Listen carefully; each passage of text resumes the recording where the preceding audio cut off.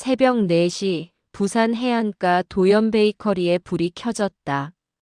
한도연 55은 20년째 이 시간에 눈을 뜬다. 잠이 오지 않아서가 아니라 일찍 일어나지 않으면 하루를 견딜 수 없기 때문이다. 밀가루가 볼에 쏟아지는 소리, 반죽의 온기. 이 모든 것이 그녀를 살아있게 만드는 유일한 의식이었다. 7월은 그녀에게 상처의 달이다. 20년 전 집중호우 때 8살 아들 규민이 학원에서 돌아오다 급류에 휩쓸렸다. 시신은 발견되지 않았다. 경찰은 생존 가능성이 희박하다 했지만 도연은 알고 있었다. 아이의 몸을 찾지 못하는 한 규민은 여전히 어딘가 살아있을 것이라고. 가게 벽에는 7살 규민의 사진이 걸려 있다. 규민아, 엄마 오늘도 빵 굽는다. 내가 좋아하던 크림빵도 만들게. 도연은 매일 아침 이렇게 말을 건넨다. 그날도 반죽을 치대던 도연은 창밖을 봤다. 새벽 어스름 속 한 남자의 실루엣. 그 걸음걸이가 묘하게 낯익었다. 규민은 어릴 때 왼발을 살짝 끌 듯 걸었다. 하지만 남자는 이미 사라진 뒤였다. 매년 여름이면 그녀는 젊은 남자들에게서 아들의 모습을 찾곤 했다. 매번 착각이었지만 희망을 버릴 수 없었다. 희망을 버리는 순간 규민을 완전히 잃어버리는 것 같았으니까. 오전 9시 가게 문이 열렸다. 새벽에 그 남자였다. 20대 후반 짙은 남색 티셔츠에 백팩을 맨 남자가 들어왔다. 크림빵 2개랑 커피 1잔 주세요. 남자는 벽에 사진을 보며 물었다. 아드님인가요? 네, 아들이에요. 28이요. 저랑 동갑이네요. 어쩐지 친근한 느낌이 들었어요. 이 가게가. 도연의 가슴이 두근거렸다. 혹시 이 동네에 온 적 있으세요? 글쎄요. 저는 고아원에서 자랐어요. 5살 이전 기억이 없거든요. 남자가 말했다. 5살 때 물사고로 구조됐다고 들었어요. 집중호우 때였다고요. 도연의 입술이 말랐다.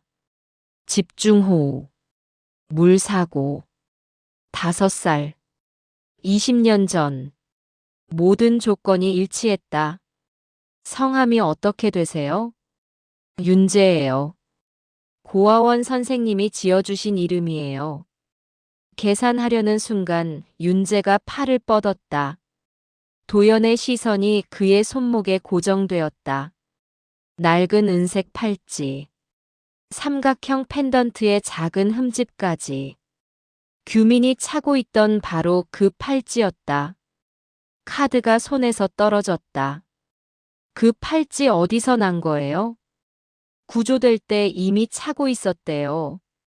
제 친부모가 해준 거일 거라고요. 도연은 떨리는 목소리로 말했다. 제 아들이 20년 전 실종됐어요. 집중호우 때요.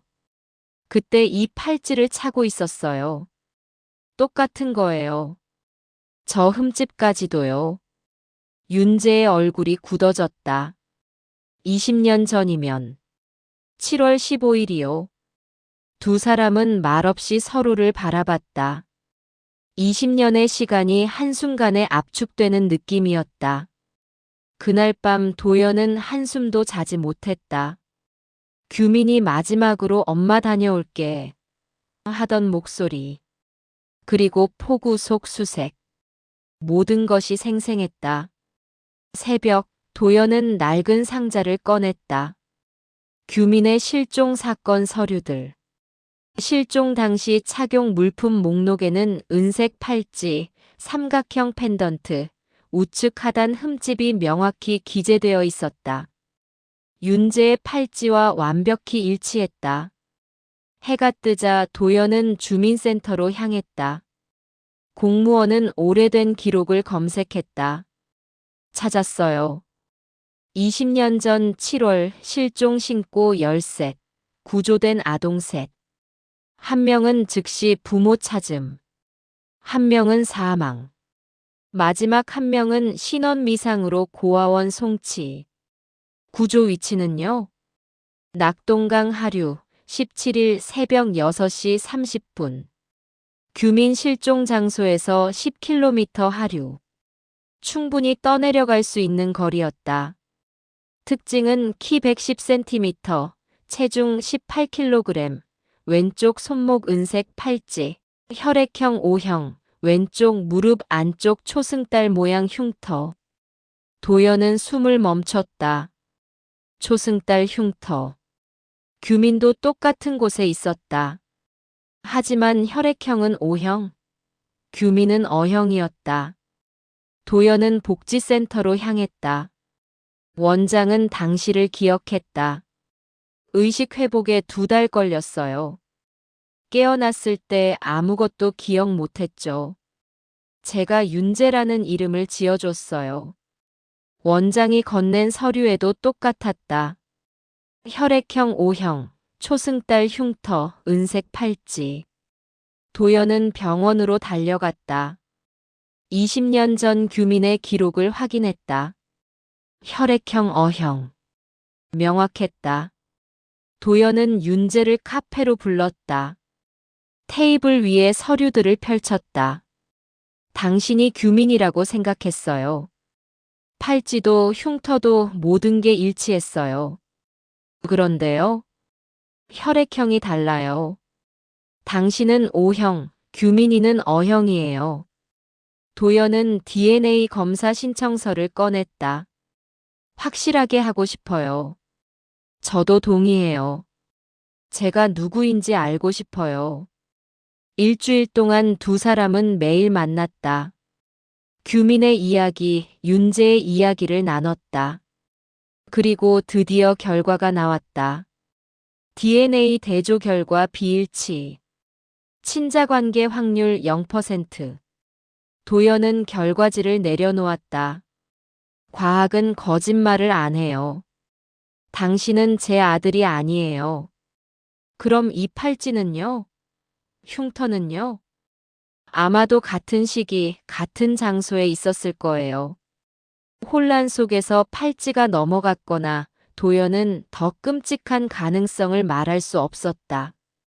혹시 규민이 윤재를 구하려다 자신은 구조되지 못했을 수도.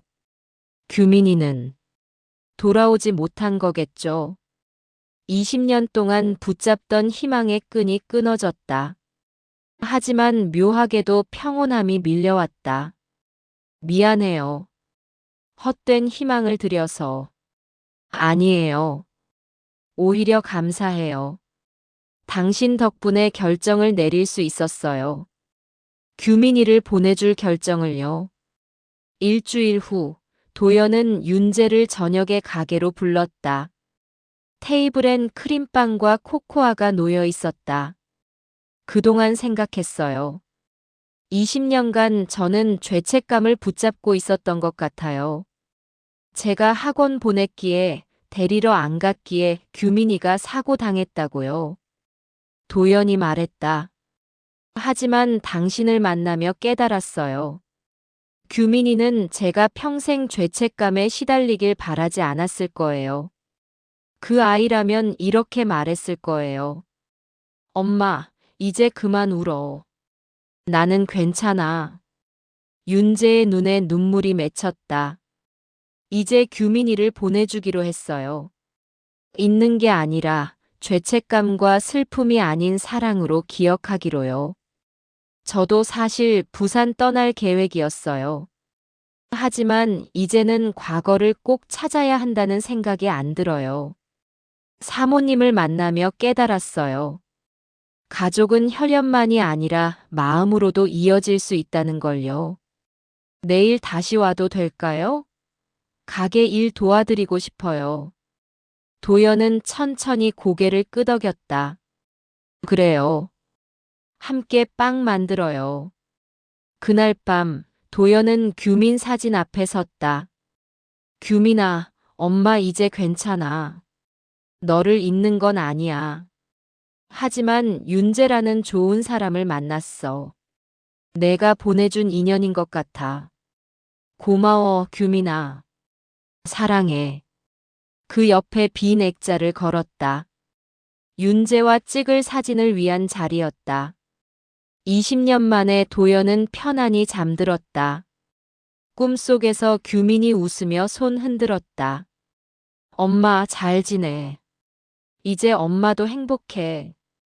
아침이 밝았다. 새로운 여름이 시작되고 있었다. 윤재가 화분을 들고 왔다. 여기 두면 좋을 것 같아서요. 노란 꽃이 피어 있었다. 희망의 색이었다. 오늘은 뭐부터 시작할까요? 크림빵부터. 당신이 좋아하는 거요. 두 사람은 나란히 반죽을 시작했다. 가게엔 밀가루 냄새와 웃음소리가 가득했다. 바람이 창문으로 들어와 두 사람을 감쌌다. 규민이 남긴 바람이었다. 슬픔을 지나 희망으로 이끄는. 바람이 지나간 자리에는 새로운 시작이 있었다. 그리고 그 시작은 결코 혼자가 아니었다.